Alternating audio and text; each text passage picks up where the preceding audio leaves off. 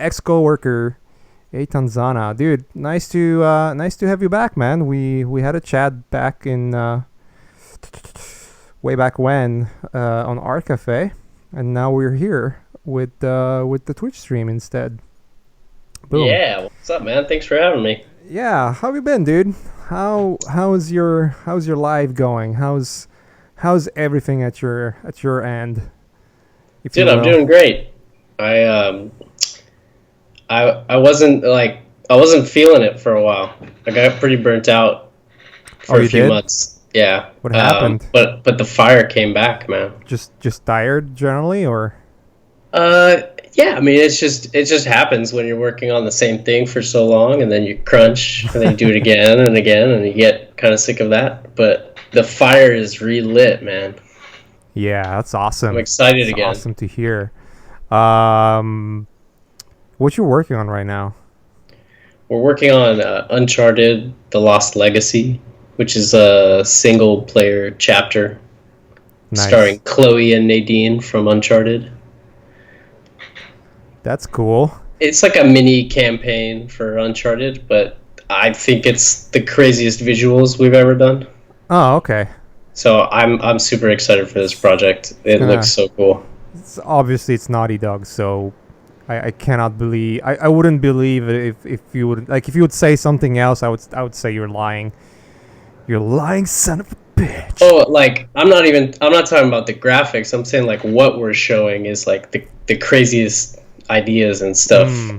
that I think we've ever done. But graphic wise, it's gonna look just as good, if not better than Uncharted 4. Are you trying to say it's gonna be better than the cargo planes scene in Uncharted 3?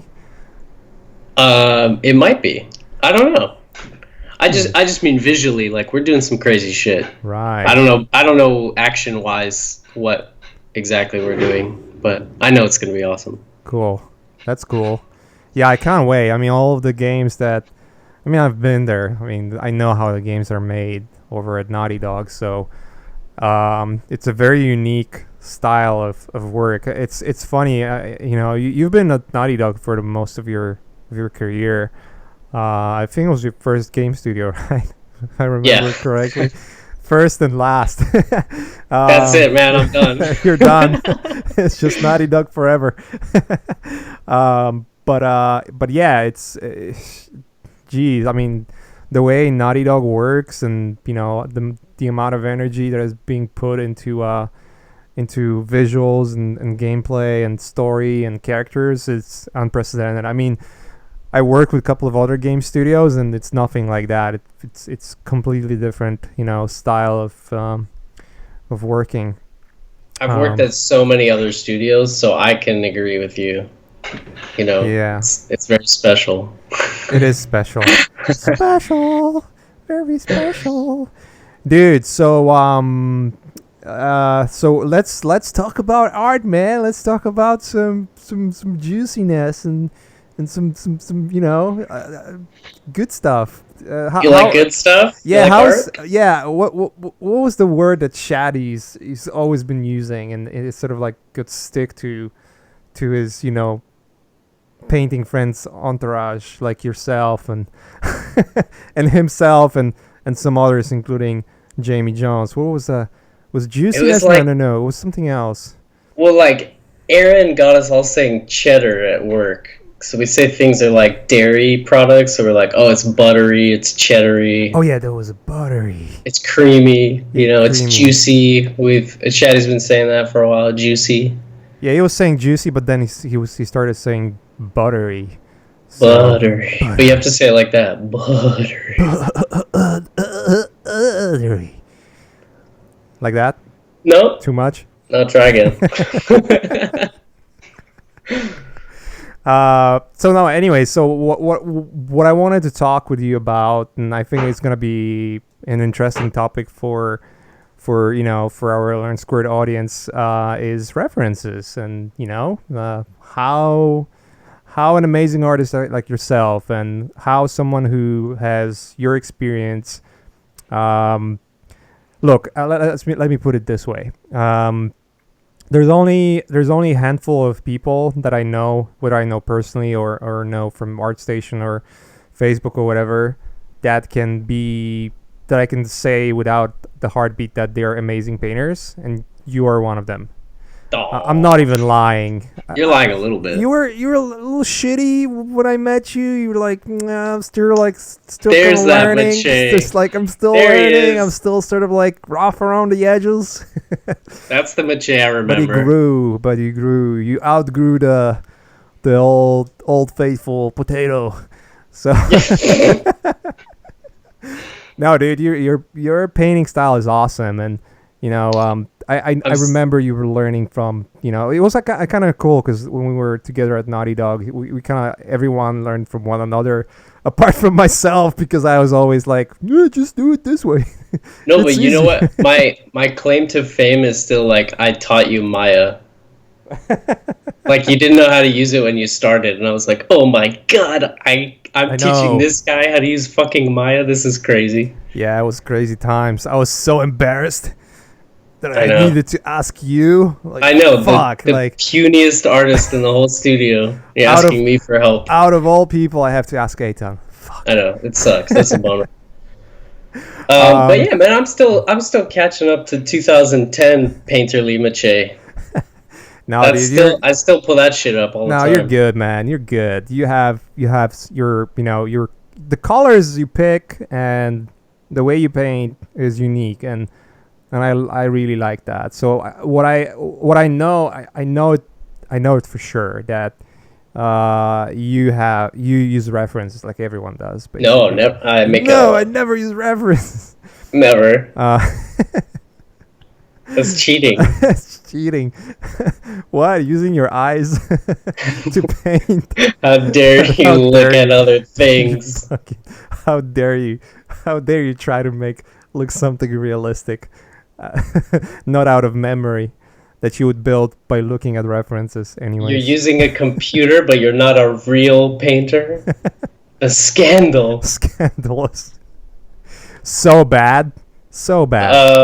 But yeah, so you wanted to know about, you know, what's good reference and like how to use colors for certain things, right? Yeah, dude. Let's talk about that. I think it's a good subject because there's still, you know, it used to be worse before, like years back, where everyone would think that when you're using references, you're the worst piece of shit, not an artist. Yeah. It's changing. 20 minutes, no ref. It's like no a pendulum eyeballs, no hands. Yep. That used to be the thing. Used to be the thing. But yeah, I mean, there was a pendulum that kind of shifted to the other direction where everyone was like, "Oh, photo brushing, it's easy, man. I'm just gonna do it." So that was, you know, pretty much the birth of Mr. Concept Art. Yeah. But yeah, I'm curious because everyone has a different way of looking at references. You know, searching different references, different colors and whatnot. You have very, very interesting way of picking your references. So I wanted to talk about that and maybe enlighten some of our students. You know, a bunch of the guys and girls that are joining us today, we're gonna watch it later if they are subscribers. Are, you know, already familiar with how to look for references because, you know, that's a regular thing that you do as an artist. But everybody knows how to look at it. To me, it's like there's two big things. So what I said before, like what actually is good color, and then the second thing after that is how do you use the right color for your painting. But right on. The first thing is like training your eyeball to understand and realize what's a good photo. So like the experiment I always do is like, this is a good, oh, whoa, that's weird. Yeah, it was weird. Hold on. This is a good photo of a sunset. But if you go on Google, how long does it take to get a good photo of a sunset? That isn't the worst photoshopped, just filtered bullshit. It's always like black and yellow. Right? Yeah. Like this is not a sunset.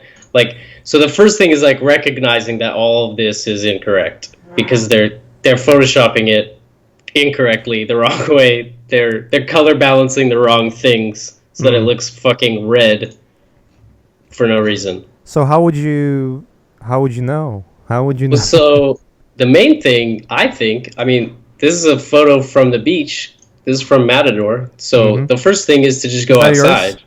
Shaddy sent me that, but Okay. yeah, it's from Matador, and it's That's a beautiful like, place, by the way. yeah. Oh my god. But this is taken with an iPhone, so it's like it's still not even that correct. Like the rocks wouldn't be that dark in real life. But Yeah.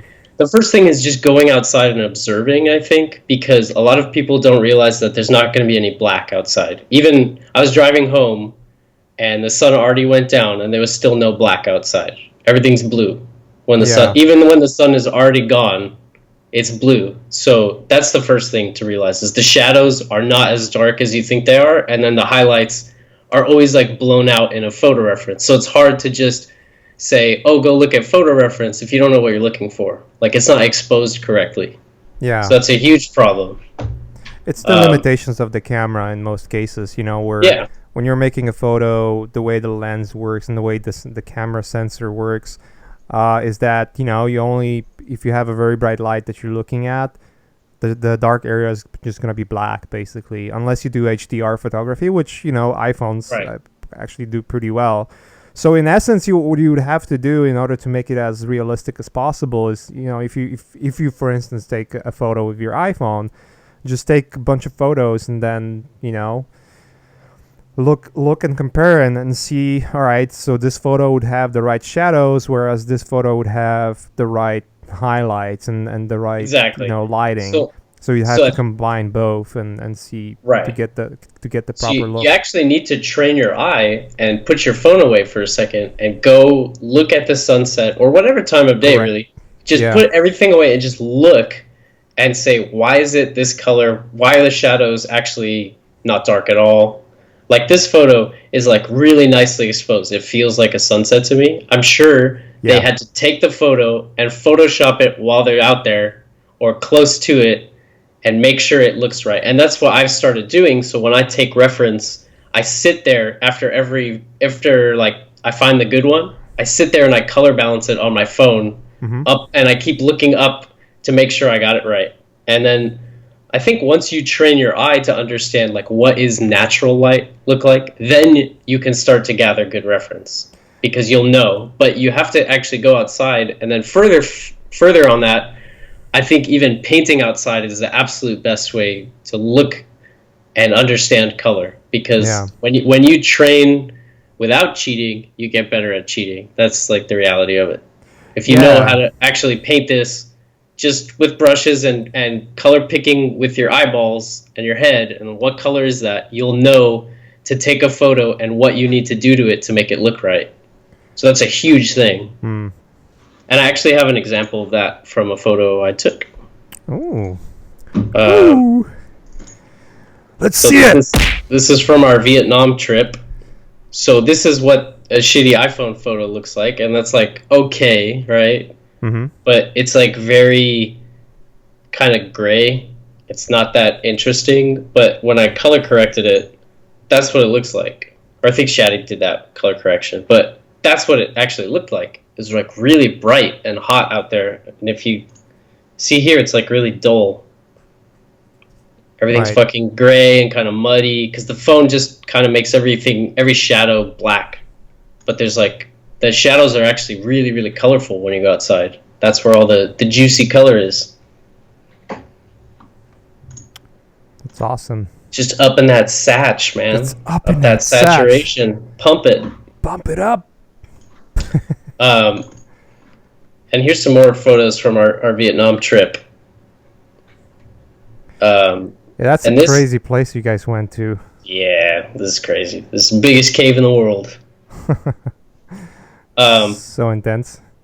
But this sort of stuff is so cool. It's so fun to go on a trip like this because you're stepping inside of a video game, for one. But now I have all the coolest reference, and it's all mine.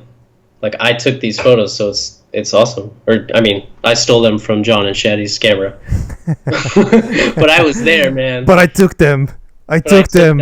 Not literally. like I took them from them. I took them.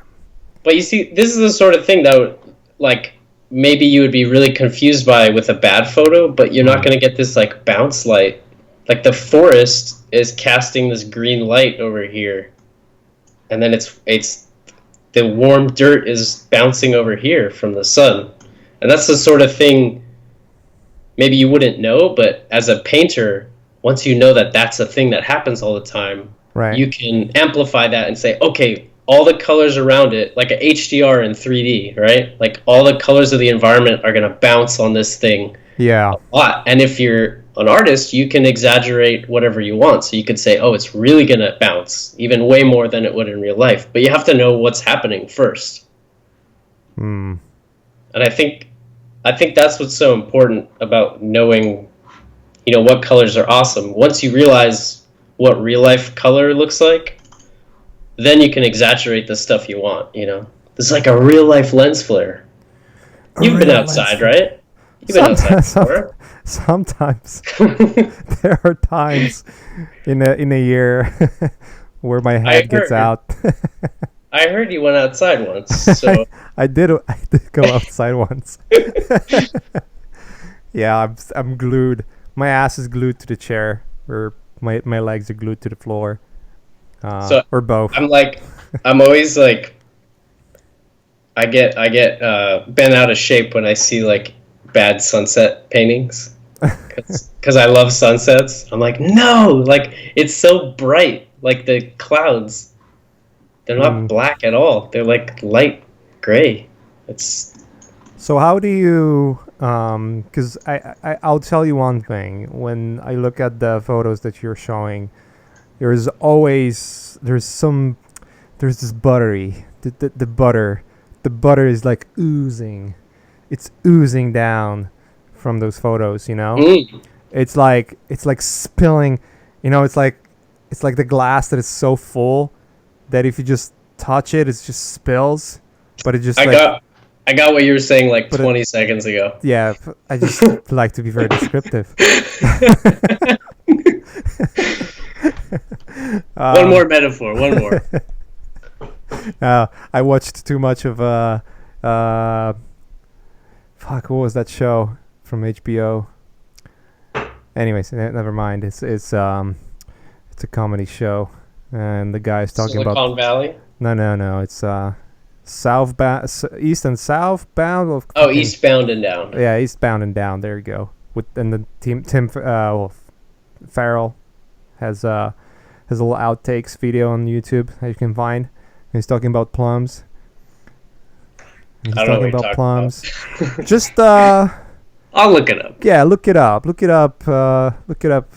Especially the plums, the outtakes. Okay. You'll like it. You'll like it. So back to your question. Back to my question. Why do these photos look so buttery? Right? Yeah, why they're so buttery? I think the reason is, you tell me what you think, but I think the reason is that the contrast is only where it should be, and everything else is like really close value relationships. Like the shadows, the sand to the tree, it's not that big of a difference. Like the only big points of contrast is right in the sun, but it doesn't go white to black and then the ocean is white to black. It's just little hints of contrast. It's very subtle values. And I think that's what makes it look real to me.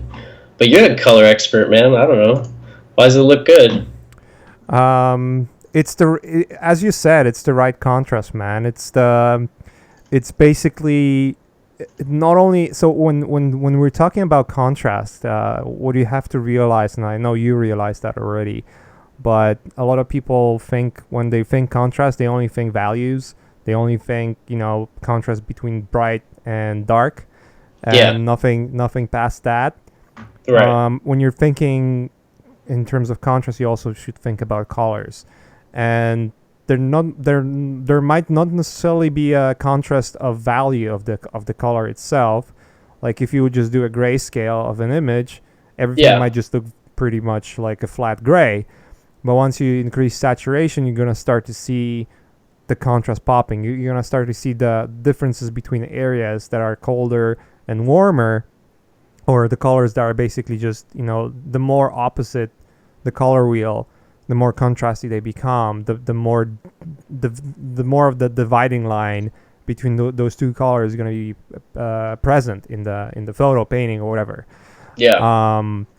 And when I'm looking at the photos that you have, that you know whether it's your references or your own photography, or Shaddy's or John's photos, what I notice often is you almost always there's this subtle but very present contrast of hues. So, and especially on the sunset stuff, where it's just like it's just oozing down with colors. You know what I mean? Yeah, I know what you mean. Yeah, yeah. Yeah, another thing that we've been doing a lot at work, and a lot of stuff I've been doing on my own stuff, is looking at like awesome professional lighters. And like this is from a show called Black Sails, but they have like the coolest lighting scenarios. They always do this like really foggy. Is that a Netflix show? I think it's Stars. But I've been watching it on looks Hulu. like Mullins paintings. Yeah, exactly. Like it looks so fucking moody and painterly, So and like what I think is really cool is you can easily tell like what the color is doing for the mood here. Like what the scenario is each time. Right. Like this looks like some shady shit's going down because of the patterns of lighting and the type of color they're using. So a really cool thing is we just find a shot or a movie that has the mood you're going for already and see what a fucking professional did. What did the director of photography do? What did all the lighters decide to do for this show? Yeah. For that specific mood. I think it's so cool, and like it's something I want to do more, especially for interiors. The way they do this shit, how interiors are so difficult. Yeah, but they fog the fuck out of this thing, and they make it so graphic that from a thumbnail, this thing looks so eerie. Yeah. Right, like just this figure, and then there's bloom and like dust coming behind him. Even though, like, why would there be that much fog in this dude's boat, right? But it looks so good. It looks so juicy. Lots of farts. Exactly. That's probably why. We were going somewhere, and then you just just tanked it, ruined it. Yeah.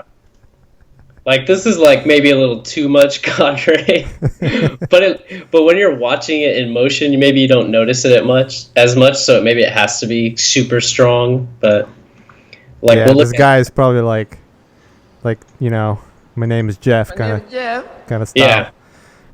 And then we'll look at like how movies are doing like a little bit of color grading, like. And if you don't know what color grading is, it means like the filter or the color balance on top of the raw footage. So here. Yeah. The trees obviously weren't cyan, but it looks cool for the mood. So maybe it's supposed to be creepier, so they're using creepy colors. It should go hand in hand with whatever your story is. Right. It's crazy. Some of the films and TV shows have beautiful cinematography, and it's crazy shit, dude. This is Deacons from Skyfall. Do you see Skyfall? Yeah. Yeah, man. It's like beautiful film. Although I hated it. I know you hated it, but I will forgive you. It's okay. It is a beautiful film, though. It looks pretty amazing.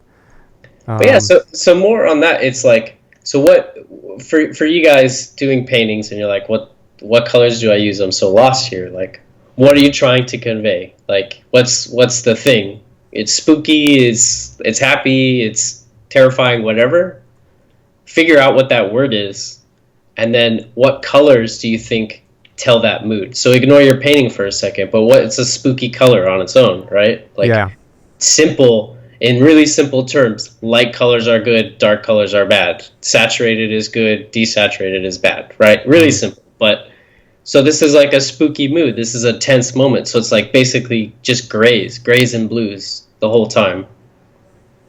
So I got a question, and I know some of the audience is gonna have some questions. I'm gonna read them towards the end, but my question is, when you are when you're preparing for a painting, right? So we looked at the references that you take from real life and photos, and we talked about how to look at the photos and how to filter through the photos so that you're not picking the wrong ones. You're not picking something that is so heavily post processed that is basically unusable, and you would probably never know that until you actually go outside and witness similar lighting scenario for yourself to know the difference. Yeah.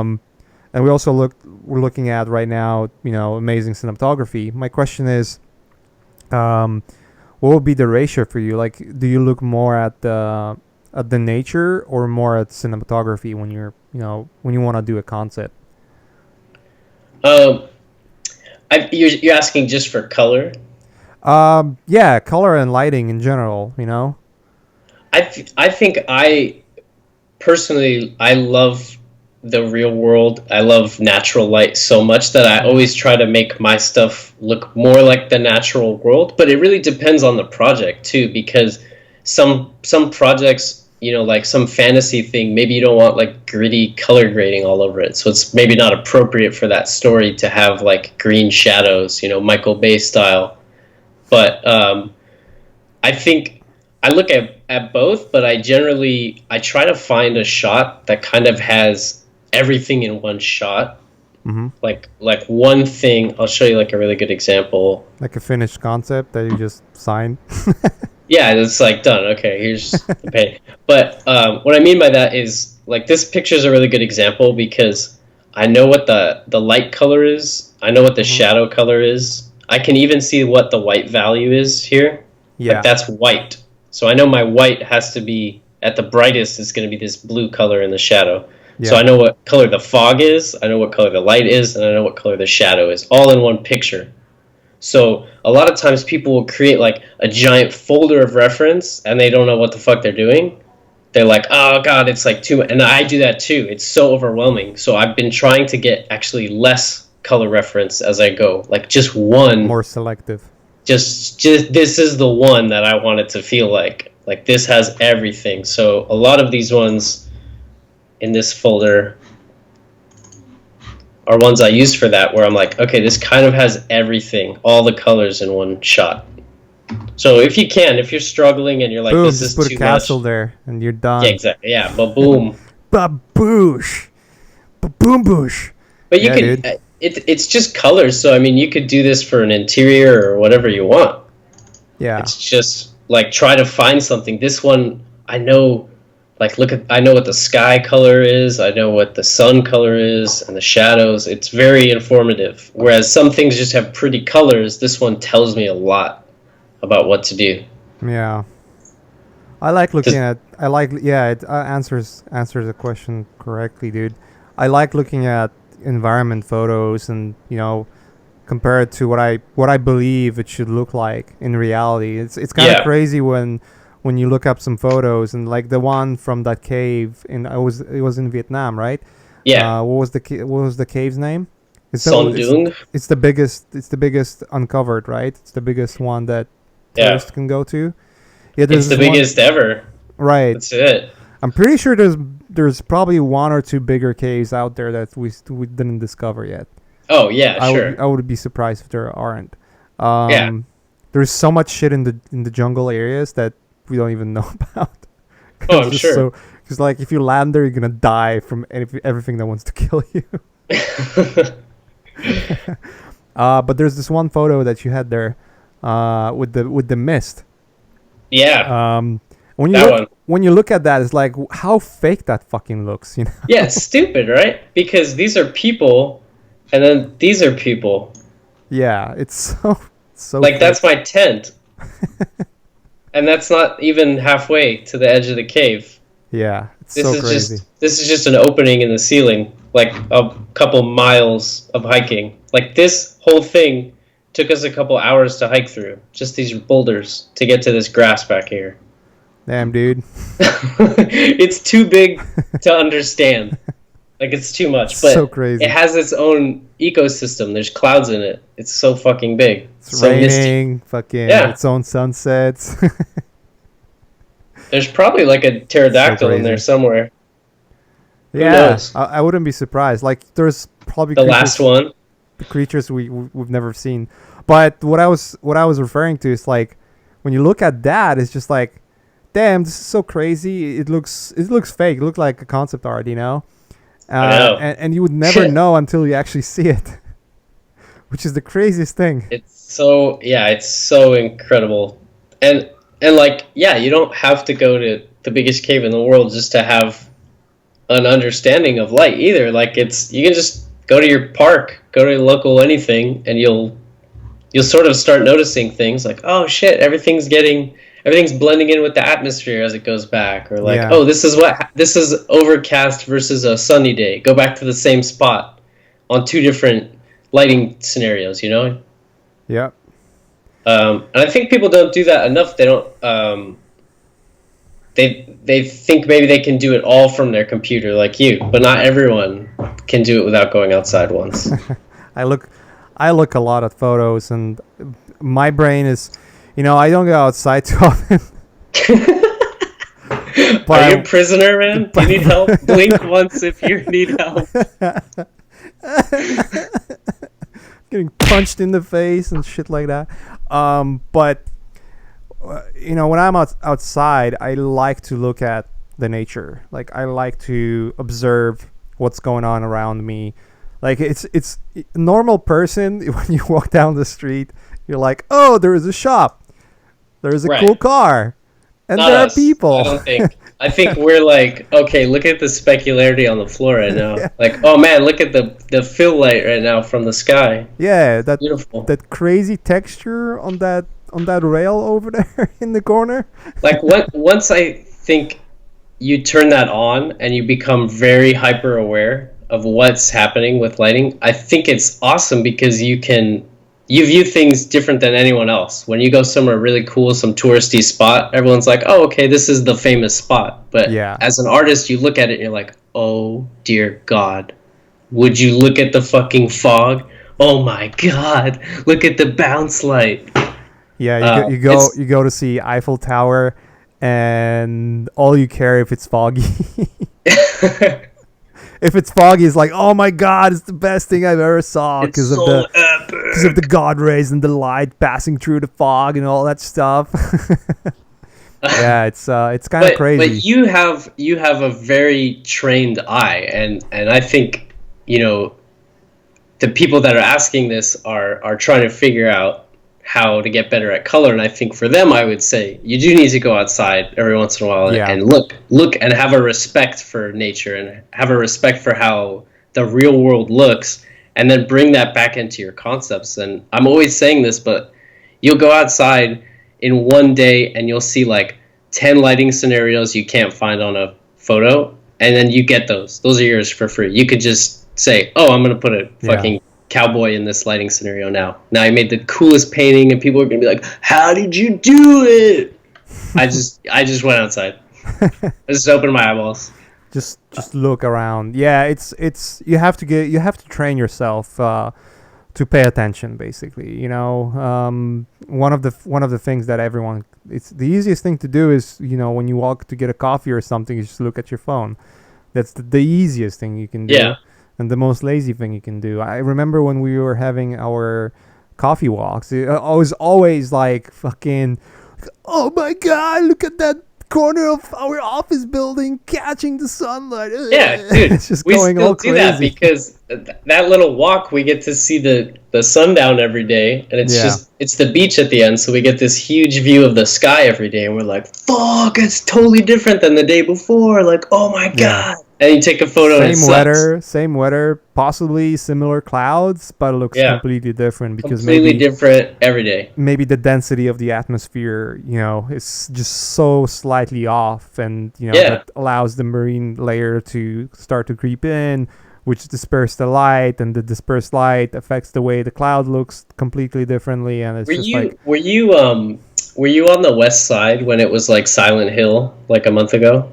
yeah, yeah, yeah, That was insane. I went outside for like 2 hours on my street just taking photos, and it couldn't capture it, of course, but it looked like a movie set how foggy it was. I couldn't see 10 feet in Yeah, front of me. I It remember was that. so cool.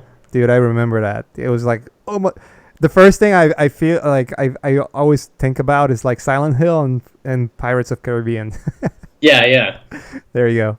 And like Uh, it's cool when like people in your neighborhood that aren't artists are walking out in the middle of the street and just like hanging out in it because it's so crazy, yeah, you know. And that's it's such a lucky thing that you can just walk outside and see yeah. the coolest lighting scenario ever. Like anyone can do it. Just go outside. I remember I went. I think I drove to get something from grocery store. I can't remember exactly, but I went to drive. I went outside, like, oh my god, this is awesome, and then drove for a little. It was crazy because in front of the headlights, it was almost like the thickness. It felt like smoke, like something Right. is burning. That was so thick, and so unregular and uneven, But that's the beauty of the living on the coast, especially here in California where you get those marine layers and they're very dense. It's not like your Yeah. regular fog. Um, It's actually like a mass. It's yeah, like a transparent cube over the city. Like it actually gets form and light on it. It's weird to think it's about it like super that. crazy. Yeah, and it's like, and you drive half a mile towards downtown and It's it's gone. clear, gone. It's crazy.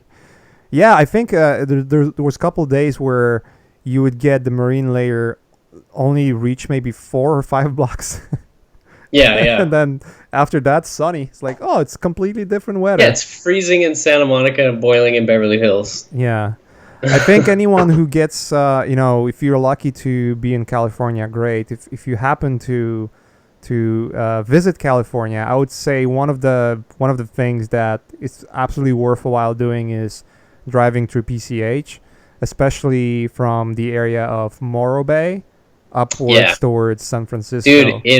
the bridge broke. You can't do that anymore. Are you The bridge serious? the bridge is broken. Was It's like the Bixby Bridge? Bixby Bridge had some cracks in it and What the? it's destroyed. It's gone. You Are you can't do the crazy? PCH right now. That was No. like my favorite trip When did it ever. collapse? When Did it it was did, like during the rainstorm, did it collapse? Actually collapsed? it had like these severe cracks, so they Oh. shut it down, and then I think they're gonna demolish it. It's over, but it'll be back. Nah. It'll be a new bridge, but right now you can't make that coast road trip yet. How awesome it is to live in this country where the bridges are collapsing. They'll be back, man. They'll be That back. bridge was epic, though. It's the Yeah, For anyone who's curious what bridge we're talking about. It's in Big Sur. It's like there's I think two bridges there. It was yeah. the bigger one or the smaller one. I'm not sure, but Whatever. it's a It's a shame. beautiful area. It's like what 100 feet above the coast, right? The Yeah, coastline. it's like these huge cliffs with like the most beautiful So epic. flowers, epic views. It's my favorite thing. Like it's so cool. Dude, And I so I can't went do. I went back in that area during the holiday break because I wanted to go and check Point Lobos. It was impossible to even get to the park, dude. So many Really? so Oh many yeah, people. yeah, So I went there. I visited the park a couple of years ago with my family, and it was awesome. It was like, there was obviously people there, but it yeah, wasn't anywhere nearly as crowded as it was right now. When you go to the park and you have that little drive, it's like maybe 100 feet, and then you have the gate, and then you yeah, have yeah. maybe half a mile, and you have parking spots. Dude, I think from Caramel up until the park, there were parked cars and people were walking because there was no space. It was Jesus. so insane, dude. So I just like, That's fuck when it. you Uber helicopter, right? Yeah, You do that now, right? it's getting overcrowded. I hate that. I hate that. But it's a beautiful drive, and But you know what? You could do the Oregon coast, and it's just as epic. And there's no broken bridges, and it right, looks the same. right. I might try that I'm too gonna, then. I'm gonna, I think I'm gonna do that Memorial Day. Nice. Because when I started talking about PCH, the reason is like when we were talking about the marine layer, there were some areas where you could see the clouds and the marines sort of like creeping above the hills from the coast, Yeah, and like almost tendrils. spilling like tendrils. Yeah, and it So was cool. so crazy. It's just one of the most beautiful things you can look at, and the way light behaves in those scenarios is so, it's like weird. You get like rainbows randomly all of a sudden. It's It's crazy. yeah, it's it's like the running joke when clouds go over mountains. Yeah. Anytime that happens in real life, Shaddy's like, Eytan, do you like that? Do you like that part where where the clouds go over the mountain? Because that's, I don't know, that's my favorite thing in the whole world. The tendrils. Yeah, I always try to do that in a painting if I can. it's so crazy. The misty clouds over the mountain. But But yeah, see, that's from Big Sur. yeah, That's where I thought of that. but yeah, you would never ever recognize or realize, or even think about the looks like that until you either get to see a reference, Yeah. or but still, the reference would probably not be the right. We're talking about this thing, by the way, when this happens. Yeah. Oh, Ugh. Ugh. that's the best. Ugh. Ugh. That right Yeah, there. it's Ooh. beautiful. It was crazy because I remember I was even driving down back on the 101, and I remember like the clouds being so low, they were touching the both sides of the mountains. You would have the mountains of the Big Sur, and Yeah. then some like small mountains that divide 101 and I-5, and it was just like, it looked like a roof. It was just like, like a Swiss cheese roof with some light passing through, and it would like disperse, and then like down the horizon you could see the sunset coming down and like dispersing the light. It's so crazy look. Yeah, um it's like in one day you're gonna see so many lighting scenarios that you've never seen before. Just in a day of driving around. yeah, yeah. It's so cool. And you don't have to be on a coast. Like almost every area, Anywhere. you're gonna Yeah. find something really beautiful. I remember living in the grayscale, no color Poland. Oh yeah, the For cement block cement where block you grew up. where I grew up, the potato farm. Um, and even there, like I remember, I would go with my friends to the forest. Like it was the weirdest thing to do for, especially as a teenager, because everyone like, I gonna go to like a normal person's place, Right. and I was like, We're I gonna gonna go go hang to out the with the trees. forest, hang out with trees. And it was just so crazy to look at the same parks during the different seasons. When during the winter it would look like fucking horror film. Yeah. During the spring you would see those sprouts of small leaves pumping up, and the color of the leaves would be so vibrant. It just looked like, that's so weird, dude. Yeah, and I think to like kind of tie it back into what we're saying, when you go and see that, you're like, oh shit, it looks like a horror movie. No, no, no. Like literally use it for a horror movie painting.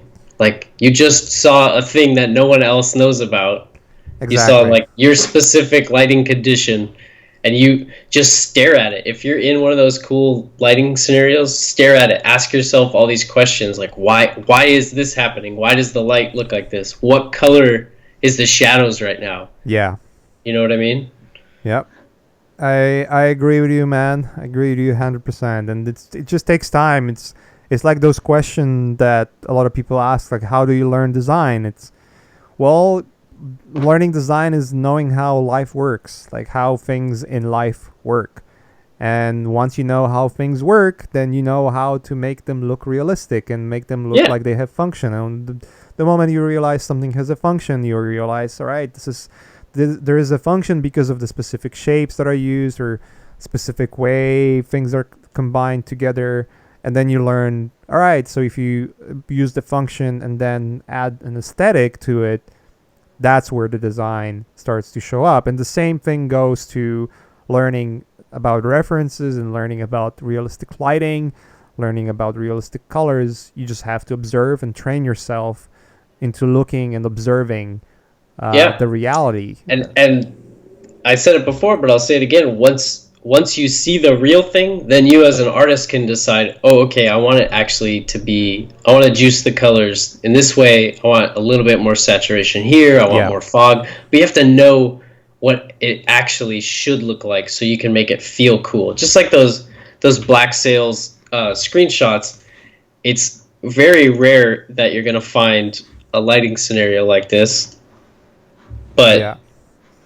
But once you know what the real lighting scenario is gonna look like, you That could be like, looks oh, like, okay, dude, I it need looks a like Mullins painting, man. exactly. But it looks like a painting because they're geniuses. They're like, oh, okay, Yeah. we need tons of fog to push this guy back so that this main contrast sticks out, and he's the most saturated color, so everyone else is going to be wearing desaturated things. Yeah. Or even they color corrected it afterwards. I don't know, Oh, but for they sure. There's decided they do even selective areas of color. They have exactly. so many channels that they can You do have it. to Yeah. know.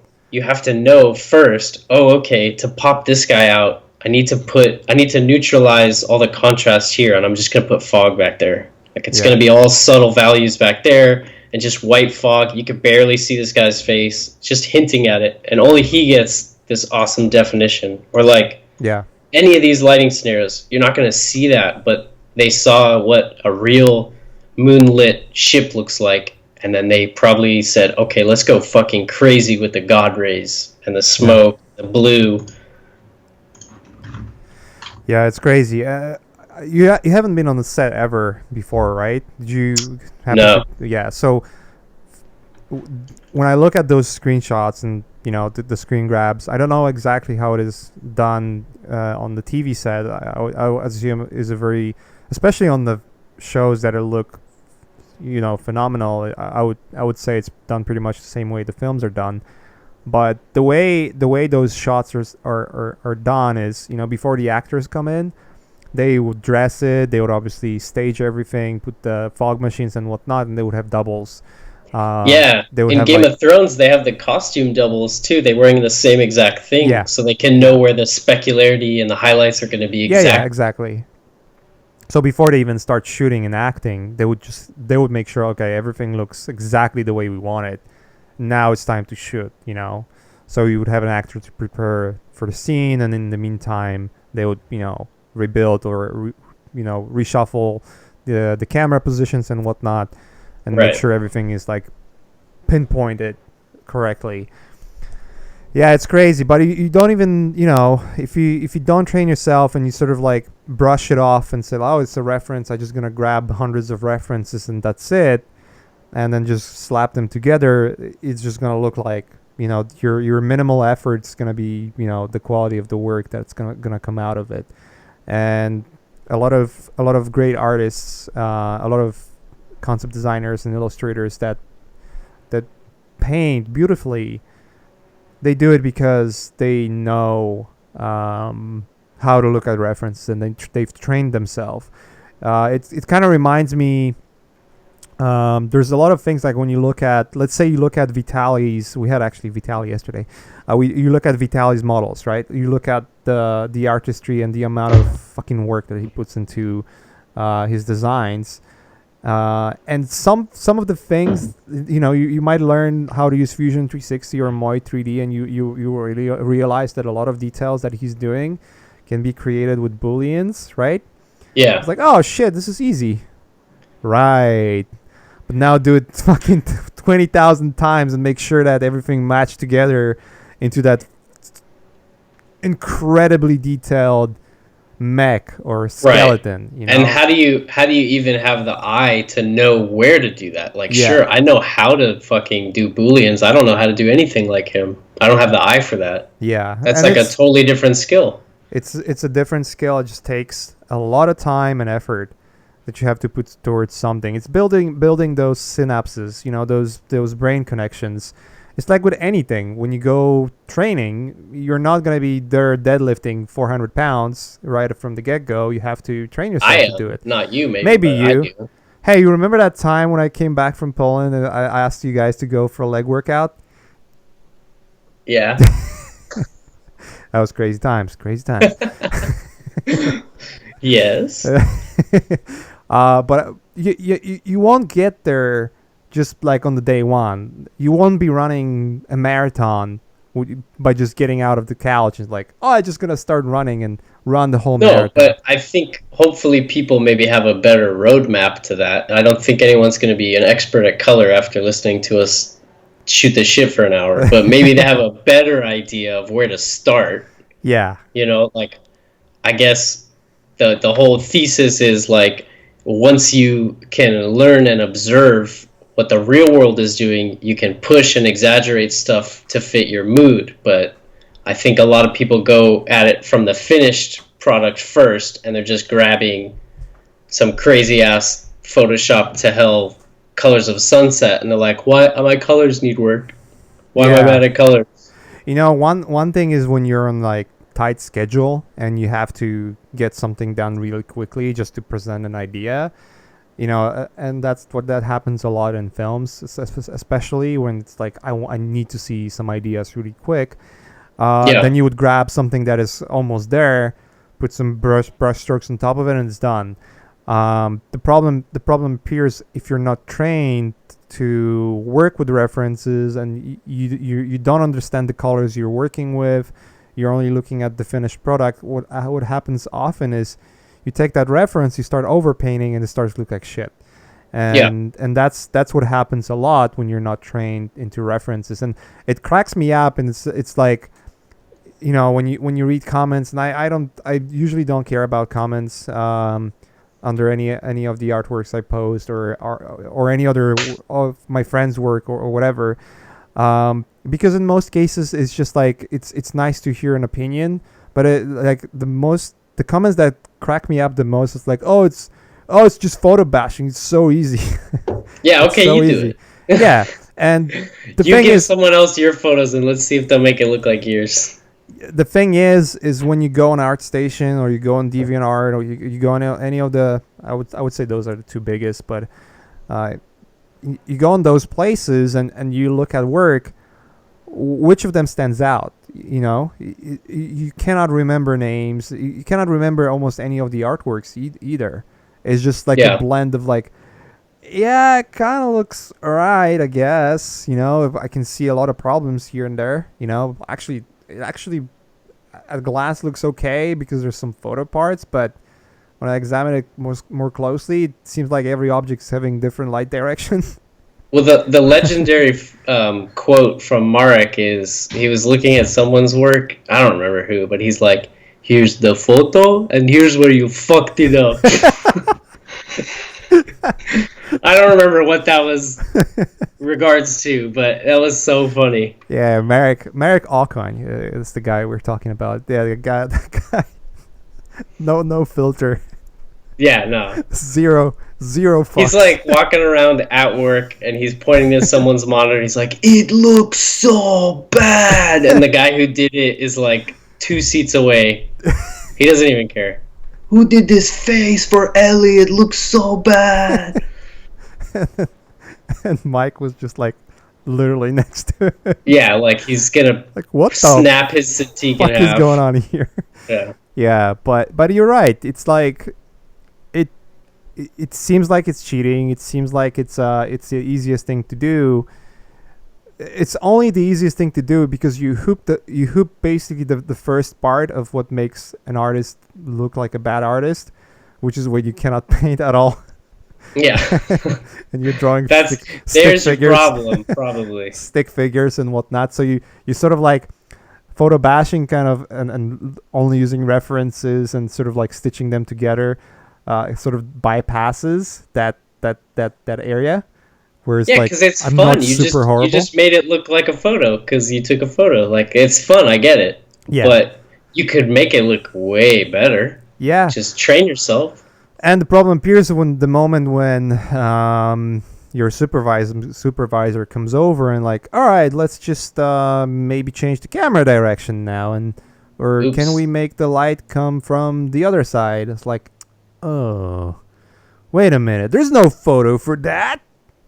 What do I do now? What do I do now? Yeah, it is what it is. But you're right, though. It's training. It's training, and the moment you start to understand the lighting, and the moment you have a reference in your brain of what looks real, then you are more likely to pick the references that are going to benefit your work rather than damage it, you know? And I think too, it's a matter of like changing your taste too. Maybe like what you think is cool is the bad photoshopped colors, and that's why you have to literally change yourself to kind of appreciate natural lighting a lot more, because you're just thinking about it wrong. You love color graded like 300 screenshots, like you love that. Like you just need to figure out your taste for a second. Yep. Yep. So the in conclusion, we could say, go train yourself. Go outside. In conclusion, we could say, here's the photo. Here's where you fucked it up. Here's where you fucked it up. I cannot make Marek's voice. I just cannot. No, nobody can. It's one of a kind. You said you had some questions? Oh yeah. Let's jump into those. There's a bunch of questions here, so let's read them up. No painting today, guys. No work done. We're talking about strictly theory and things that will make your paintings better. Was I supposed to do a painting? Nah. Oh. If you want to, then you're it's too late now. You're absolutely down for that. I had to mentally prepare for that. Maybe next time. All right. So first question. What are you struggling? Hold on. That's not a question to you. That's a question to one of the guys in the chat. There is a question. When using 3D, do you try to light the scene in 3D and figure out your lighting before starting a paint over? Or do you render the scene without it being lit? I always light it. Yeah, I mean, you're using 3D. Let's fucking use 3D. Yeah. Like it's the whole point is it's gonna calculate all the lighting and the shadow and the bounce light for you. So I will try to make my 3D look kind of 70 or 80% close to what I want the finished lighting to be. So maybe I have to color balance it when I get the render in, but I want it to be as close as possible to what's happening. I want to control all that stuff and make all the decisions in 3D once I know what I'm doing. I agree with you 100%, man. The more... Go ahead. Oh, sorry. No, you go ahead. I was saying the more you do it in 3D, the more iterations you can do it. Like the more changes you can do without destroying the whole painting, basically. Yeah. Or without pushing yourself back too much, you know? If you have to paint all that lighting by hand and they say, oh, actually make it 2 degrees to the left... You're gonna be pretty pissed off. Fuck you, man. But I think, like I was saying before, I'll have that one piece of color reference. I'll have that up while I'm, modeling and lighting the thing, so I can make sure, I'm going to color pick the fog from this one, and I'm going to get the lighting from this one, and I have like a beautiful renderer. Just started using Octane and Modo. That's pretty cool. Cool. Looks pretty good. Jumping on that Octane train. Dude, 3D, bro? You even use Octane, 3D, bro? Dude, you using Octane, bro? But yeah, I think that's like such an awesome tool. It looks even better.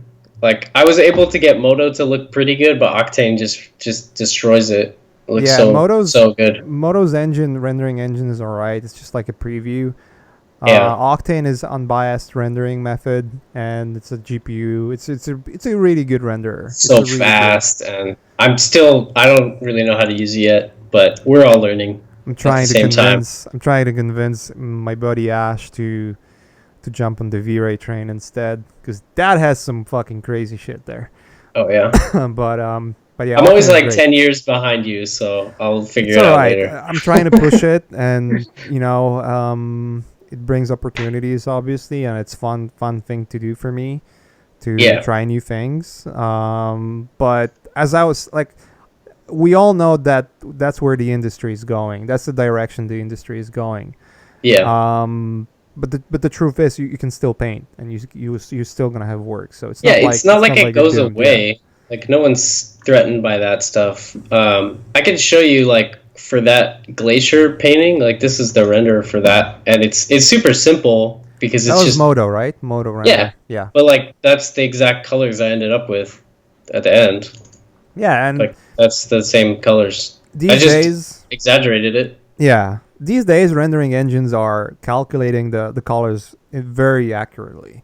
Yeah, It's very easy to get a really good quality of the render, the in terms of like the lighting behavior and whatnot yeah, from the render, and then and then go and use all the other tools to basically church it up a little bit. yeah. But But even again, you just have to know what to do with this, because yeah, if you don't know, oh, okay, like I want the snow to be brighter and more blue, and I want the sunlight to be a little bit more strong and glowing and more bounce light. But if you don't know that you can even do that, how are you supposed to do a photo bash matte painting? Like, you don't even know where to start. yeah, yeah. So when you're preparing your render, you obviously look at references too, right? Yeah, of course. Yeah, This is there you go. like, this was in the thing I was just showing you guys. Uh, it's like right here, the exact color reference right here. Light, But shadow, but white value. bam, There you bam, go. bam. That's, I saw that and I was like, I need to do a painting with those colors. Yeah. So it's game over.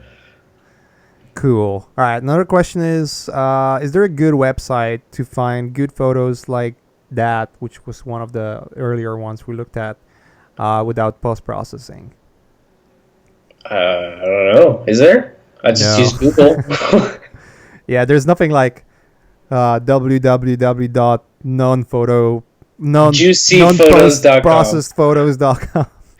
I think that's sort of what I was saying in the beginning, is there is none. You have to know what's good and what's not. Yeah. That's the whole thing.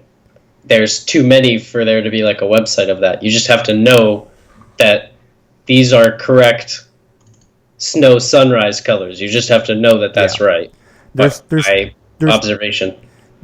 I would say there's three types of post processing. There is your average, color idiot, Snapchat, Instagram filter,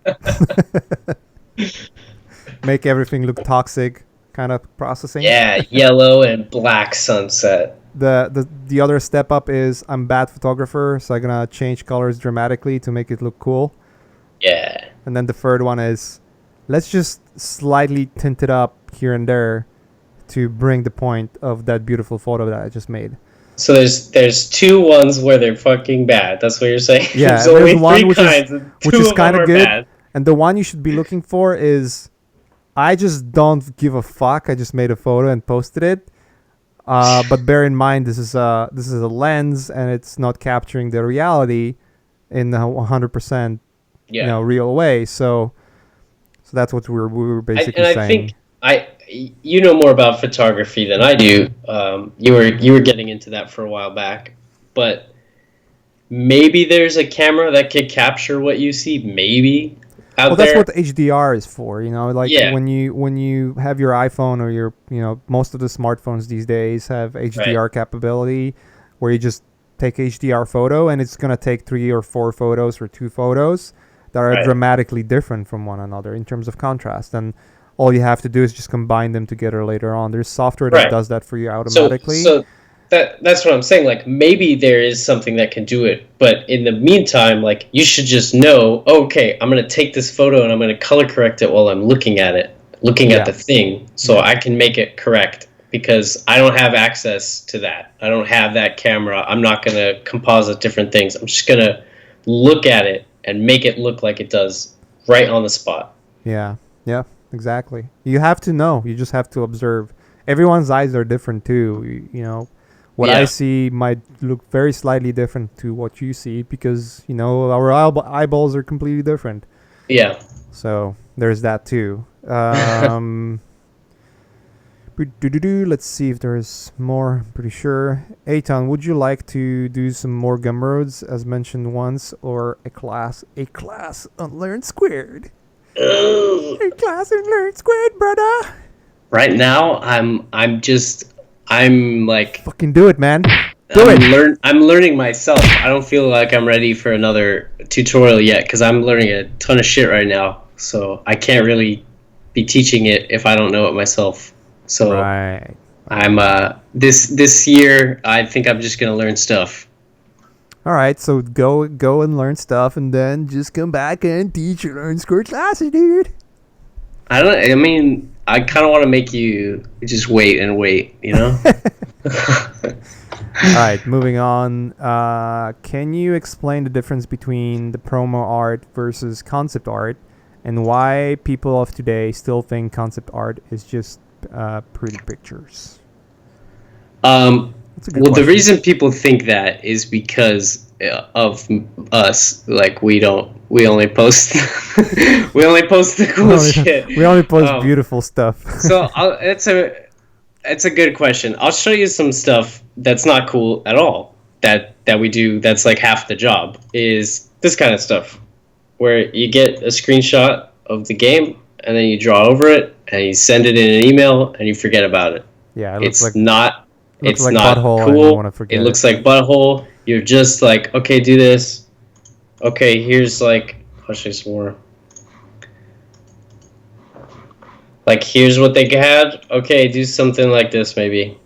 Move on. You do like, I don't know, like hundreds of these by the end of the project. Oh, okay, we can't have rocks like that because the player is not supposed to climb on that. So, okay, make them look like this.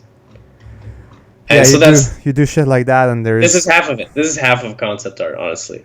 yeah, and there's Like, oh, okay, hundreds it's of too other high.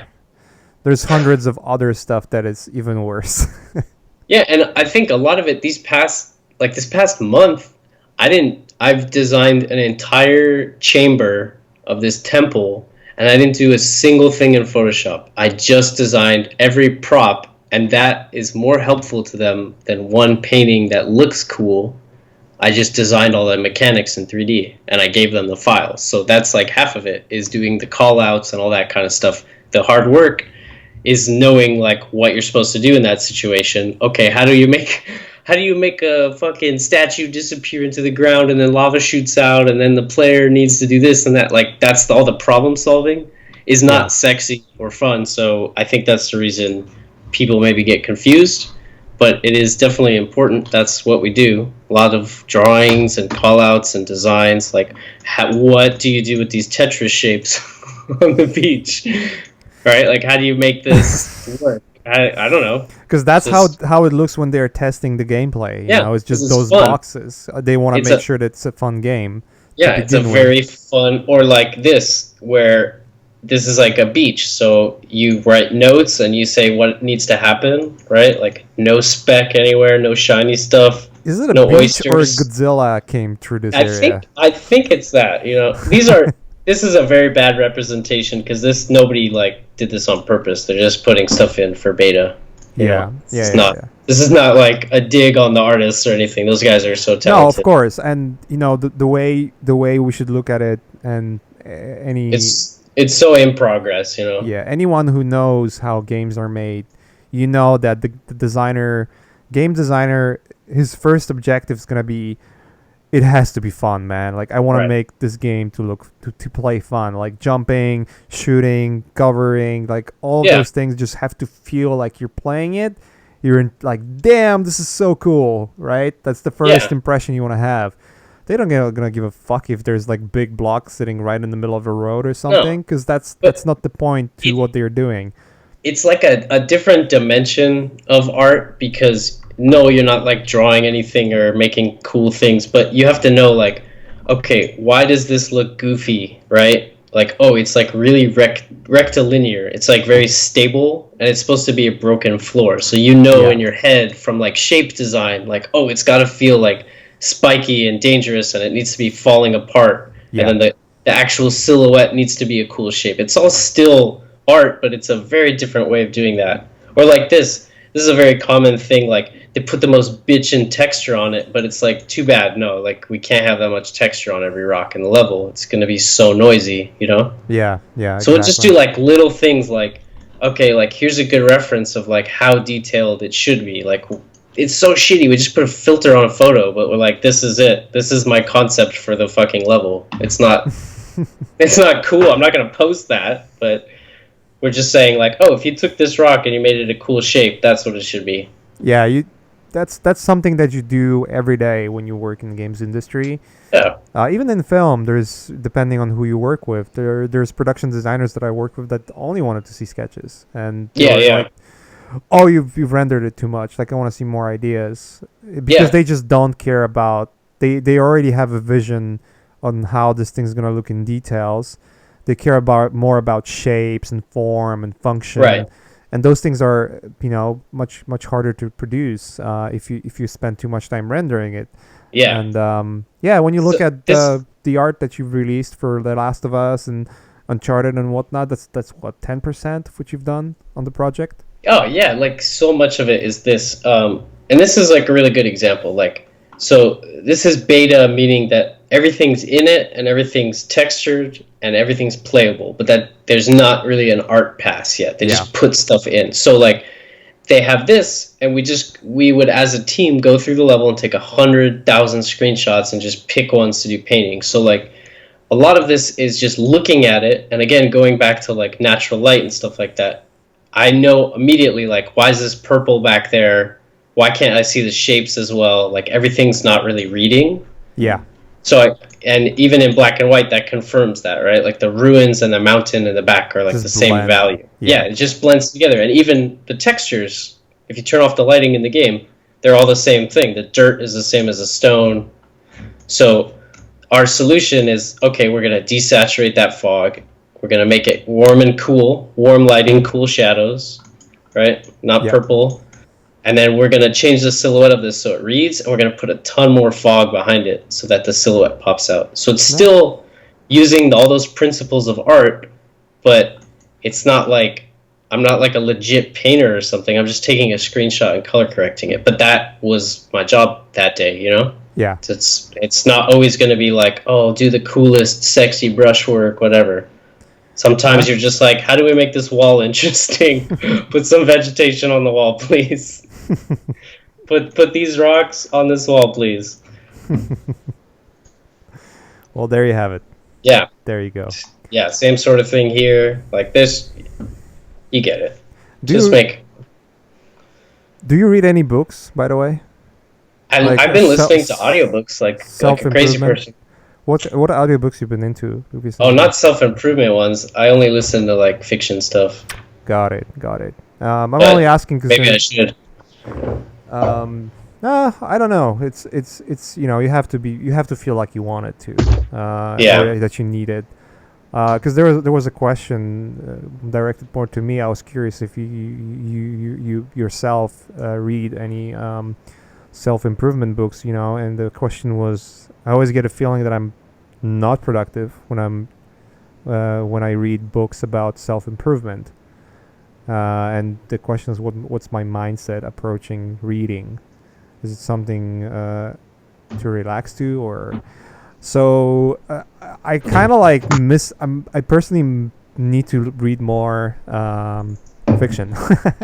Honestly, I've blasted through so much information through the books that it just can easily become daunting. Dude, this painting. It's an old one. That's the one. That's the one with some Easter eggs there. The big one on the mountain and the smaller ones all over the ruins. I remember. Oh yeah, like it was yesterday. Maciej gave me it's a paint over. Do you still have it in the layers? I did. Yeah. Oh yeah. Of course. Oh, please show it. I don't have it on me here. I'm not going to show it. I didn't lock my computer, which is a rule in the concept department. If you don't lock your computer, then you get dicks drawn. But not just any dicks. Dicks by Maciej. Like, they're made with a brick texture. They're receiving light. They're casting shadows. There's specularity. These are mountain like mountain had the snowy dick that was just hidden there in the plain sight. Oh yeah, it was on for so long. It was like flat. It was like over here, like laying over the mountain. I think you even sent it out as a proved concept. No, you didn't. Come on. No. Come on. No. Yeah, hold on. Yeah, you didn't. You actually, it was like couple of hours later. Like, yeah. What is this? But back to the question. I would say this: like reading self-improvement books is great, but only reading them is it's pointless. Like you have to read something and then apply yourself to it. Like Yeah. the best way to do it is taking notes. Like I personally don't take notes because I'm too fucking lazy. But what I tend to do is like I don't jump from book to book. I like to come back to the books that I really liked and read them again or do Yeah, I've the been doing audiobooks that too. again. Yeah. Yeah, like because I listen to books to give me like ideas for paintings and stuff like that, or Yeah. to just kind of hear about crazy worlds and stuff like that. And I'll read the same fantasy series, like maybe it'll be a few years, but I'll go back and listen to it again and do another painting idea for that or something. Yeah. And I think it really like keeps me creative while maybe I'm working on something really boring at work, but I'm listening to these like crazy ideas, that are kind of, Yeah. my head is always like churning and thinking of cool things and cool scenarios. And I think maybe back to the question, I don't know if this is exactly what they're asking, but a few people asked me recently, like, okay, everyone says like do studies, like do master copies or like whatever, but I'm not getting any better. And I think a lot of that, and maybe this is about being productive, is there's no direction with that. They're just Right. like, okay, do a copy. But for me, when I was learning, I would have like a very clear objective in mind. So I would maybe do a master copy and forget about accuracy for a second. Like, I don't care if it's 1-to-1, but I'm just going to try and copy his brush strokes exactly. Or I'm going to try and copy his colors exactly. But to try to do it all at once is like really intimidating. So I think to stay focused, I think you have to give yourself small mini goals within that big goal. Okay, I want to get better at painting, but break it down. I want to get better at brush strokes, so I'm going to copy Yeah. this dude's brush strokes. I want to copy colors, so I'm going to copy just his colors, and who cares about the shapes right now? Yeah. No. Yeah, it's I think it's partially answering that question for sure, and I agree 100% with what you said. That would be probably part of my answer. The only thing I could also add to it is, when you read the book, it's a nice knowledge to have, but you have to remember it's a perspective of a person who wrote the book, and you're sometimes gonna read 3 or 4 books that completely contradict one another. Oh, of course. And you're going to hear 100 artists tell you different things too. You just Yeah. have to decide who you're going to listen to. Yeah, you just have like the way I started looking at it after reading like 3 or 4 books, because I remember reading 1 or 2 and I was like so impressed. Like I felt like so pumped and energetic, and I starting to think to apply those things, and I've noticed like, wait a minute, like those things just don't work. But the realization was like they don't work specifically for me, because I have a different mindset. I have different culture that I'm coming from. Um, What culture is that? it's potato culture, obviously. Oh, okay. Thank Obviously. you. But there's the way you were brought up as a kid. There's so many things that affect what kind of person you are, that anything that is out there in the world, you're just gonna have a different perspective and subjective perspective. And the best thing you can do is listen to different perspectives, make your own conclusions, and then apply those conclusions to what you feel in your gut feeling that is going to be the best thing for you specifically.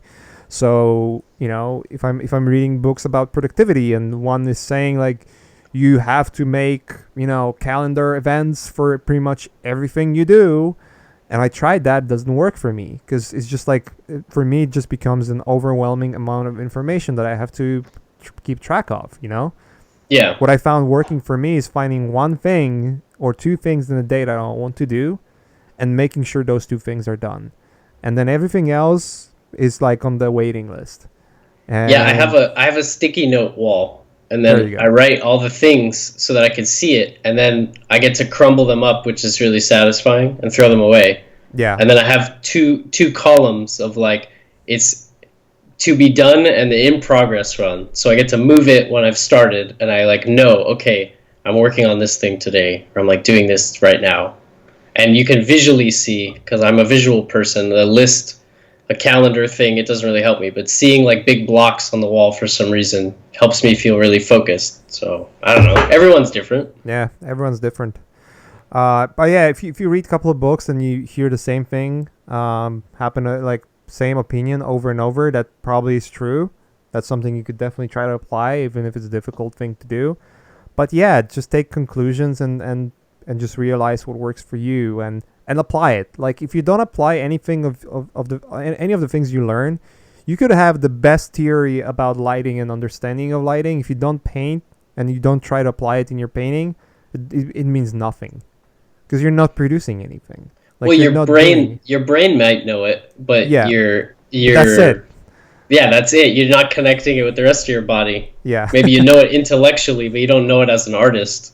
And it does nothing to your life apart from you just having that knowledge but not sharing it in any way, in any shape or Right. form. So yeah, you just have to start doing things and start applying the things you learn and see what sticks. If it doesn't stick, then move on and try something else until it sticks and you know it works. Yeah, that's for me. Like, I can't watch a tutorial unless I'm doing something of that style. Like, I can't watch a sculpting tutorial unless I have something I'm going to work on. So I'll make Yeah, a project to do it, but I can't just watch it and sit there with popcorn and be like, okay, I now know 3D code. I have to say, okay, I'm going to sculpt this crazy thing. Let me see how to do it. I have something in mind. Otherwise, it doesn't work for me. yeah. Well, it's sometimes in order to learn tools, you have to go through those, grueling, fucking weird model a trash can episodes. Just to Yeah, but I'm saying you understand have it. to do it. You can't just Yeah, watch it. Like nobody exactly. just knows it without doing it. And we learned Modo together on the job for Geostorm. Remember? We just learned it. We just Yeah. started using it. We're like, okay, let's figure it out. We should probably use Modo, right? Okay. Quick, how to use this tool? Yeah, Okay, we're going and we back just and learned it forth. on the fly. That's how I learned 3D code. Same way. I just used it at work, and I'm like, oh, I should probably use 3D code for this, Are and you I just using started 3D learning it. code now? Yeah, like almost entirely 3D Coat, Modo, and Photoshop. That's it. Nice, nice. I'm thinking about learning 3D code. I know ZBrush already well enough to use it successfully Yeah, for what I do. I'm just hearing all the great things about 3D code. And Jama Jurbayev, he did a freaking amazing class with the yeah. Learn Squared. So But go buy it, I motherfuckers. bought the class, and because we just had this assignment at work, and I was like, I need to use a sculpting program to do this. I can't do this with like primitives in Modo. It's not going to work. I need to You've tried sculpt. ZBrush before, right? Yeah, I hated ZBrush. I tried to learn it 4 times. I couldn't do it, How but 3D difficult? Code, I picked it up in a second. It's that easy, huh? For me, I mean, we're all learning it at the same time, so obviously it's different because I Yeah, can just turn around and ask somebody something. But I was like, okay, so this does, if I just draw, it just makes a shape. Okay, awesome. I think I know how to do this. perfect. And I would figure it out. Like, you just have to have something in mind to do it, to learn. You Yeah, can't just watch, you can't just observe. yeah. Cool. I might take his class, man. I might take his class. What is Um, with those voices? You gotta stop with the voices, man. I don't know. It's just me. It's just I'm just sitting at home and doing You're going voices. crazy, I'm man. going crazy. No sun. Nothing. Nothing in my life. Help Completely. me. I'm so alone. Help. I'm so alone. We got Uh, more questions? yeah. I'm gonna read one more and then we can wrap it up. Dude, I got all day, man. I like talking. I don't care. All right. Let's do two more questions then. Let's do two more questions. At what pace do clients want concept art? I guess how fast you have to do them. Oh, you're the one to ask, man. I don't have any clients. No, dude, you work for clients, man. But it's different. I mean, it's so different at Naughty Dog. They kind of let us take our time. I don't know if that's accurate. All right. So, in my experience, in my humble experience of working with quite a few clients already, it's so different. it's a, Yeah, it's yeah. like it's like a pay scale. You're gonna have artists that make McDonald's money, and you're gonna have artists that can afford buying a Porsche. So, Who's making McDonald's money? oh, What are you talking about? Who's doing that? dude, there's so many studios that pay so shitty that you're making pretty much the minimum wage as an Jeez, artist. Just that's ask rough. majority of the graphics designers or people that have a title of a graphic designer and came out Oh from any of yeah, the yeah. American schools, any of the American university that isn't art center. No, just I'm just generalizing, obviously, and making fun. There's few schools that are good, but generally speaking, a lot of people don't make that much money, and so when it comes to the amount of time you can spend on something, it depends. It depends on the client. What I try to do always is ask my clients what kind of work they like to see the most, and maybe I have a privilege or a luxury of doing that because I've done so many different kinds of work already, and I can show like I can do sketches and I can render 3D renders too. I can do big 20, 30,000 pixel panoramic illustrations of battle scenes.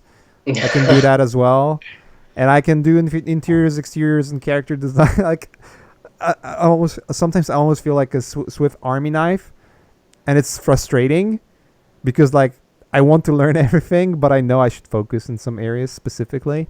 Yeah, Um, but having that ability, and it also means much more work and much more effort I have to put into it. But what it means is for me, it's just like I ask and I usually get an answer. So, for instance, I started this show recently, this film work where I asked production designer like what kind of work he likes to see and what he's after, what he wants the most. Um, and and he told me like, yeah, I don't need anything crazy. I don't need anything like this or anything like that. On this stage of work, we need this, and this, and that would give me a right sort of path to choose. Like, okay, so if I'm supposed to do this, I'm definitely not gonna use ZBrush or I will definitely use ZBrush. It's like when we yeah, started working on Geostorm, uh, way back when. It's just like, yeah, we could do it using our own tricks and everything that we already know. But there's this huge NASA library, and we could just put it together and make it like fucking awesome right. if we just put right tools and right effort to it, and Yeah, it's gonna be I so good, right? And we yeah, did it's like exactly that. it can be overwhelming, I imagine, because there's so many tools, and I think a lot of people ask like, "Oh, do you use this or this?" It's like one or the other, but I think what makes you so good is that you can look at what they're asking for and you already know in your head, oh, I'm going to use this program, then this, and then I'm going to do this at the end. You know what I mean? Yeah, But for a lot of people, they're just like, oh, like what is it? Is it only Photoshop? Is it only drawing? No, it's everything. It's always a situational thing. What tool can I use to get this job done as quick and as good as possible? yeah, yeah, exactly. So you just have to, again, like from client perspective, ask. Like if you're not sure, ask. If they are after specific things, you already know how much time you can spend on it. Yeah, Don't and I think. Oh, sorry. Go ahead. Yeah, go ahead. You wanted to say something Oh, probably okay. more important. There's like a little lag, so I keep like cutting you off. No, it's fine. It's like when we're not. It's always like this. When there's no conversation face to face, you can see a face expressions. There's no lag, obviously, so you can see exactly when to throw in your own opinion. But with over Skype, it can be difficult at times. So no worries, dude. But yeah, what I was gonna say at work is what we try to do. We'll have like daily check-ins, so we just try to show one thing probably per day, unless Yeah, it's like a little thing where they a lot of paint overs or a lot of call outs or something. It's yeah, usually like here's the almost finished prop design, or here's the render and I started painting the environment. Like it's always a kind of substantial amount of work every day. So at minimum, if there's no changes, we probably do a painting in 2 days, like yeah, a sexy one. But there's always changes, so it always kind of takes like a week, yeah, honestly. yeah. because Yeah, they're like, it's oh, actually, it's these colors, it's this thing, change the design change. So it's never like your fault, but it always takes like a week. yeah. I mean, in essence, it's just like you're iterating on the painting and iterating and iterating, and by at the end of the day, it's actually a couple of paintings that you've done because the changes Right. were so significant. But Exactly. it feels like, oh, I only made one thing. It feels very unproductive. But Right. Or it's you not. get It's five the wrong versions way of the to. same thing. Yeah, it's the wrong way to look at things. Yeah. There's certain projects where you're gonna click with the first go, and sometimes you just have to develop things and realize yourself, okay, this doesn't work, and we have to try something different. So, Yeah. um, yeah, I think a rule of thumb for me, it's if I work on a film, I would usually want to have something sent by the end of the day, or Yeah. by the night. I usually try to schedule it so that I send it late at night, so even if some shit happens and I have to do errands or anything like that, I don't set up expectations or like, oh yeah, you're gonna get it before you leave work, and then you're like struggling to get things done. Right. And what I often like to do also is, I know it's sometimes unproductive, and it feels like why would you do that? It's wasting your time and making your work worth less. It's putting the extra effort. Sometimes you're done with your 8 or 9 hours of work on a project, and we feel like if I would just spend one more hour or an hour and a half, even though I know it's not worth it money wise, it would be such a better painting or such a better thing.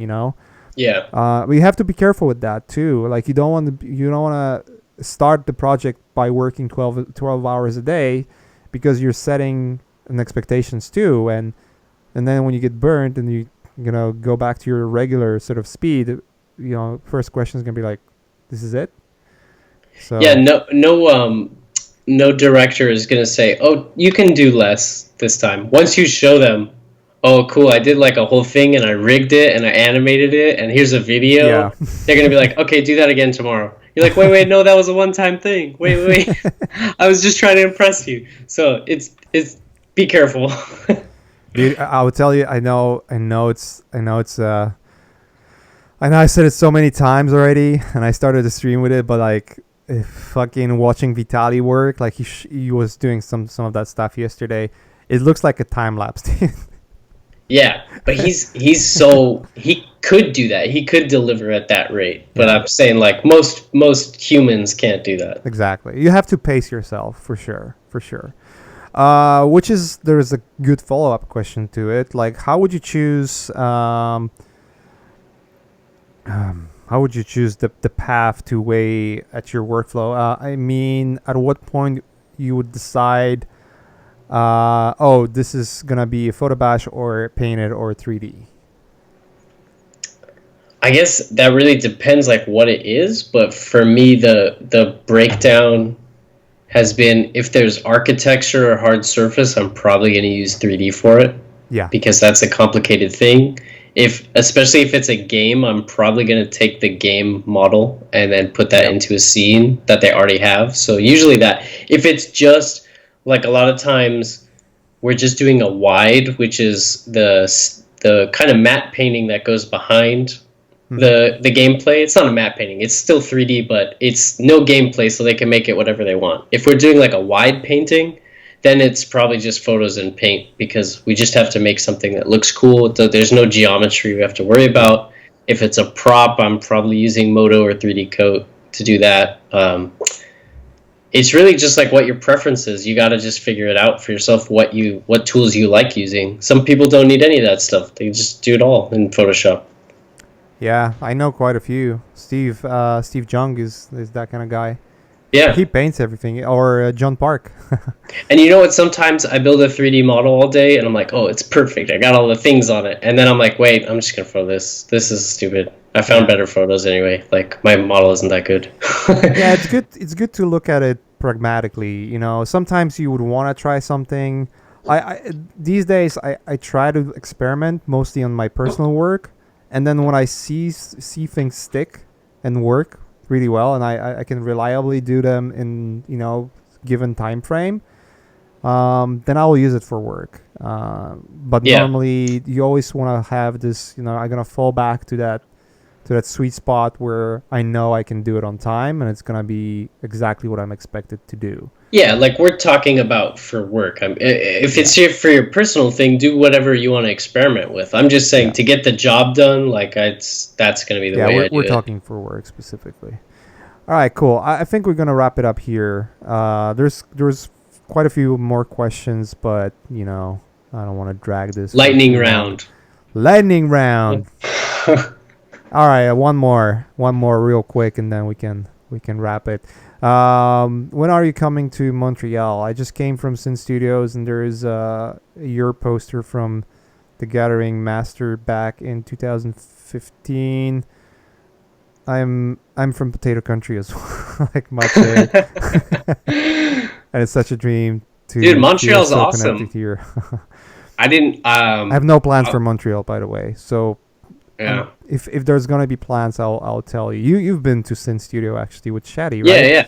That was super fun. Yeah, I If saw I saw that interview you guys did for first 10 minutes, sucking my dick real hard, and then getting to a point. dude, you have to pay tribute, you know? You have to kiss the ring. I know that was. I felt pretty good, man. I felt pretty good. I'm not gonna lie. It just tickled me in the right You're, spot. you know what? We shouldn't have because your ego is already just out of control. Any compliment you receive, we're just feeding this monster. Anyone who knows me, and you know me, anyone who knows me, like it sounds like I might have an ego, but I'm always joking. I'm a He's jokester. a lovable dick. Yeah, I love lovable dick. But hey, I'm being a dick to people that I know really well. That's always the I case. mean, we go back. Yeah, Everyone knows we're joking. I yeah, hope. of course. I always, actually, ego is an interesting subject too. I think ego is the root of all evil, and the root of if you have ego, it just stands in the way of you be pretty much being a successful person. Oh Like yeah, because you usually get mad. you get mad, you hate on things. Like hating on things doesn't do anything. Being a No. critic, like there's this quote I've mentioned already from one of the Tim Ferriss's podcasts where I can't remember who was the guest, but he said there are no statues risen for critics, and that's true. Yeah. Like, have you ever seen a critic that has a statue or is praised to be this fucking amazing person of all great qualities? No, like he's usually a great painter or actor or someone who done something that is tangible and creative and had positive, did a positive thing for the world. You Right. saying your own opinion, that's doesn't do anything. Apart Yeah, from and you just it. having an opinion, which is something you should absolutely have. It's a free country, so have an opinion, Yeah, you should everyone, have an opinion and you but should then be do something confident, too. but you should be like excited about stuff. When you Yeah, let your everyone has an ego, but when you let that get in the way and you're like, "Oh, I don't need to do this." yeah, Like I'm Maciej. I don't have to learn this shit. You know what I mean? and it's a bummer because like I know so many people that if they just turn their egos down a notch, they'll be so much better than they are, Right. or it would be easier to communicate. And sometimes the worst battles and the worst sort of like discourse that happen between people is just because like man, I'm right, man, Yeah, and and I think it turns you, actually, especially in art, it turns you into a dinosaur because when you are relying on your ego, you're like, oh, I'm the great so and so. Like, oh, what are all these fucking youngsters on Facebook with their yeah, fucking 3D programs? Like, oh, it's such bullshit. Like, why don't you learn a 3D program? Like, show us what you got. Like, you're yeah, awesome. Wouldn't it be cool if you did 3D too? That'd be sick. But no, they're only from a position of like, oh, the industry's changed. It's all salty. They're like, yeah, fuck this thing. Like, why are all these kids doing this? So and so. Who cares? Like, you do it too. Show them how it's done. Then stop complaining. yeah, yeah. Just be productive. Just do something, whatever that is. Even if it does something good, then just keep doing it. Ego is just a time suck. It just takes away energy that you could spend otherwise productively on something else. No, even if it's just like you doing something for someone else or spending time with family, that's so much better than just smashing Meh. keyboard like I fucking hate this shit. Meh. Yeah. Yeah, so Because the second you stop learning, man, that's it. Like, this whole thing, this is a marathon. When you do yeah, it art, all everyone's collapses. just jogging to this, finish line that no one can see. But the second you stop and you're like, nope, that's it. I'm not doing anything new. I'm Yeah. just going to hate everyone for running faster than me. Meh. Meh. So good. All right, guys. I think it's a good note to wrap it up. I think That's it's our 2 hour, 1 hour chat. yeah. There we go, dude. Ego could be a conversation of its own. I'm pretty sure. I think we could just keep this thing going until 3 in the morning, but we have to stop. We have to stop. I I got got work to shit to do. do. You got shit to do as well, dude. It was nice to catch up with you and Yeah, man. and hear your voice again, and and talk some good stuff. I think we've covered quite an interesting topic, and it's an important one. It's the foundation of how you perceive reality, and looking at references, and whether it's looking at the real world and learning, or actually it's learning from the real world and applying it to anything else that you use, the references and whatnot. Using color to tell a story, man. Yeah, it's all important thing, and without it, it's just like, yeah, you're just not gonna get anywhere. Yeah, so let's wrap it up here, dude. We should catch up soon. Actually, as soon as I wrapped up that call, we'll talk about it. Do you still live next to me? Not next to you, but I'm still close. So, Oh, okay. anyways, let's wrap it up here, and I'll see you guys next week. Wednesday is with Ash. Next stream with Ash. I'm streaming obviously on Thursdays, probably 1 p.m. I'm pretty sure Grant Warwick's gonna be back. I also know that Momo, our greatest of all time, has some awesome guests aligned for future streams. So that's happening. Nice.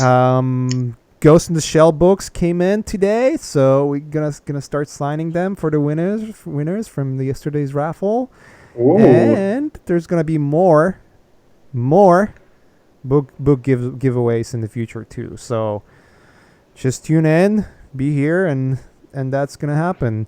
Anyone who's interested what's happening with the Art Cafe, I had to take a little break because I was moving. But now I'm back on the track, and I got some guests coming up, and I'm gonna be announcing them soon too. But this is not a platform to talk about that. This is I just want to say thanks for having me, and thanks for everyone tuning in. You guys are awesome. Awesome questions. This was super fun. So yeah, man. I hope I can do it again. Super happy to have you back, and dude, anytime you feel like, oh, it'll be nice to stream. It would be nice to chat with and do some cool stuff. You're always welcome, dude. Always. So Thanks, man. hit me up. It's a lot of fun. We'll organize something. Cool. Sick. All right. I'll see you guys. Take care.